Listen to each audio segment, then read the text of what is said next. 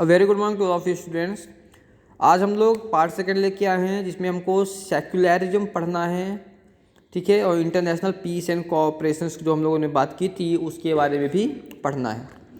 The secular state provides freedom to follow any sect and religions.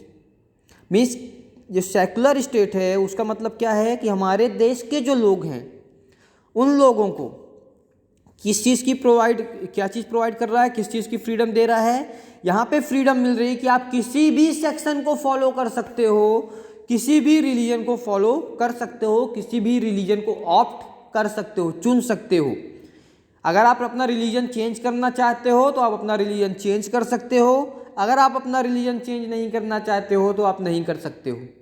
दोनों आपके पास rules हैं। कोई आपको फोर्स नहीं कर सकता है कि आपको अपना रिलीजन चेंज करना है या नहीं करना है। आपके पास ये राइट है कि आप क्या चाहते हो। अगर आप चेंज करना चाहते हो तो आप चेंज करो, नहीं करना चाहते हो तो मत करो।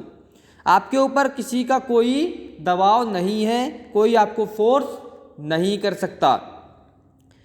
It means that people have the right to follow their sect and to worship any religion.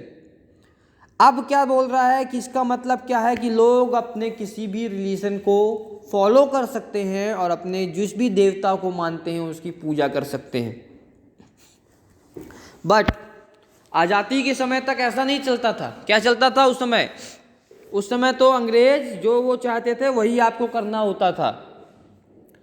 The state will not discriminate on the grounds of religion and community. कोई भी स्टेट में डिस्क्रिमिनेशन नहीं होगा, भेदभाव नहीं होगा। किस बेसिस पे? रिलीजन और कम्युनिटी के बेसिस पे। सेक्युलरिज्म का मतलब क्या था कि रिलीजन और कम्युनिटी के बेसिस पे किसी भी स्टेट में किसी भी प्रकार का डिस्क्रिमिनेशन नहीं होगा। At present there are a few nations which give preference to a particular sect and religion. But आज की डेट में अगर हम लोग बात करते हैं तो वर्ल्ड भर में कुछ ऐसे देश हैं जो रिलीजियस हैं, जो अपने रिलीजन के बेसिस पे ही काम करते हैं और उनको प्रेफरेंस देते हैं। किसको? रिलीजन्स को। For instance the constitution of Pakistan has declared it as Islamic republic, but our constitution has declared that India is a secular state. अगर हम लोग एग्जाम्पल लेते हैं तो जो पाकिस्तान है, पाकिस्तान ने अपने आप को इस्लामिक रिपब्लिक के रूप में इंट्रोड्यूस किया है, अपने कॉन्स्टिट्यूशन में खुद को इस्लामिक रिपब्लिक के रूप में इंट्रोड्यूस किया है। बट इंडिया ने खुद को कैसे इंट्रोड्यूस किया है? इंडिया के कॉन्स्टिट्यूशन में डिक्लेयर किया गया है कि India is a secular state. The state recognises to no sect. हमारे देश में कोई सेक्ट नहीं है, जिसको जो पालन करना है वो उस चीज का पालन कर सकता है। All the citizens are free to follow their religion. सभी सिटीजन्स फ्री हैं पूरी तरीके से कि वो किसी भी रिलीजन को फॉलो कर सकते हैं। It is therefore necessary in democracy to keep national interest above individual interest. Democracy का ये पहला नियम है कि वो किसी प्रत्येक व्यक्ति के बारे में ना सोच करके किसके बारे में सोचा जाता है? पूरे देश के बारे में सोचा जाता है। नेक्स्ट टॉपिक आता है हम लोग का international peace and cooperations. International peace and cooperations. Our other national goal is international peace and cooperations. India has adopted the principle of Panchsheel, non alignment and disarmament to achieve this goal. अब India ने कुछ principles चुन रखे हैं कि अपने इस piece, शांति को बनाए रखने के लिए उसको क्या क्या करने हैं। तो पंडित जवाहरलाल नेहरू ने कहा था, we want peace in the world. हम पूरे विश्व में शांति चाहते हैं। And if we could do something for peace we must make our best effort. और अगर हम कुछ अपने शांति पाने के लिए कुछ कर सकते हैं खुद से, तो हमें अपना बेस्ट एफर्ट देना है, मतलब पूरी ताकत लगा देनी है। शांति को बनाए रखने के लिए अगर हम कुछ कर सकते हैं तो उस काम को करने के लिए हमें अपनी पूरी ताकत लगा देनी है। Non aligned movement to remain uninvolved in international arm alignment and power lobbies and to follow independent foreign policy and have independent opinion on the international issues is called non-alignment movement. non-alignment movement का मतलब क्या है? बिना किसी involvement के international arm alignment में और power lobbies में इंडिपेंडेंटली फॉलो करना. क्या फॉलो करना? फॉरेन पॉलिसी और किसी के इंडिपेंडेंट ओपिनियन होना. किस पे? इंटरनेशनल इशूज पे ही कहलाता है नॉन अलाइंग मूवमेंट. डिजार्मामेंट क्या होता है? It means to end the race of holding arms और to curtail the use of arms. Disarmament is must for the world peace. World में, विश्व में शांति रखने के लिए हमें इसकी ज़रूरत होती है. ये मस्ट है, क्योंकि आज की डेट में सारी कंट्रीज अलग अलग तरीके से डिपेंडेंट हैं. कम्युनिकेशन के through the mode of communication today is so developed that any happening in any part of the world leaves an impact on our economic and political activities.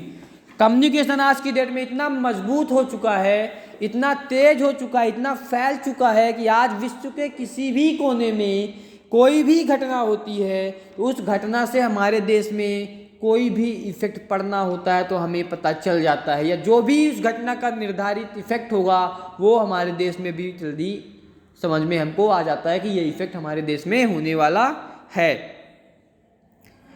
We can not be silent spectators to what happens in our neighboring countries and the world. हम किसी को मना नहीं कर सकते, हम कभी किसी को मना नहीं कर सकते कि बगल वाले कंट्री हमारे ऊपर नज़र रख रही है तो भैया हम उसको मना नहीं कर सकते.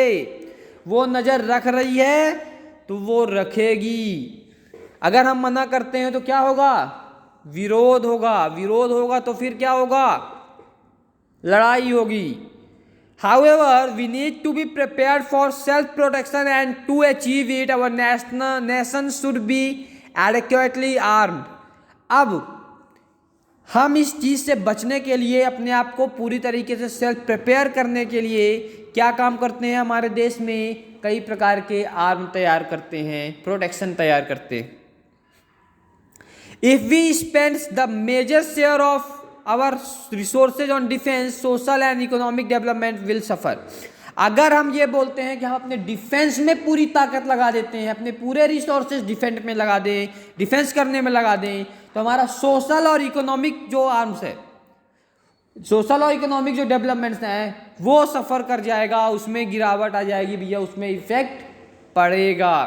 Therefore, a balanced view should be developed on the arms required for defense on one hand and for economic growth on the other. इसी कारण से हमें क्या करना होता है? हमें डिफेंस भी मजबूत रखनी होती है, इकोनॉमिकली और पॉलिटिकल जो सोशल अफेयर्स हैं उनको भी मजबूत रखना होता है. मीन्स हमें सभी जगह को एक साथ लेके चलना होता है. हम ऐसा काम नहीं कर सकते कि हम एक चीज़ को लेके चलें, हमें तीनों चीज़ें लेके चलनी है, तभी हमारे देश की तरक्की हो पाएगी. We have been supporting international peace and cooperation since ancient time. हम इंटरनेशनल पीस को कब से सपोर्ट कर रहे हैं? बहुत पुराने समय से. The Indian culture is solidly based on joint cooperation and tolerance. हमारी इंडियन कल्चर किस में बेस्ड है? पूरी तरीके से ज्वाइंट कोऑपरेशन पे और टॉलरेंस पे.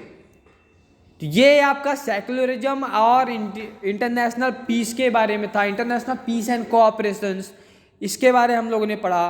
तो हमारा देश जो डेमोक्रेसी है, हमने उसके बारे में पढ़ा कि हमारे देश में डेमोक्रेसी क्या क्या चीज़ें हमें दे रही है और उससे हमें क्या क्या फ़ायदे हो रहे हैं.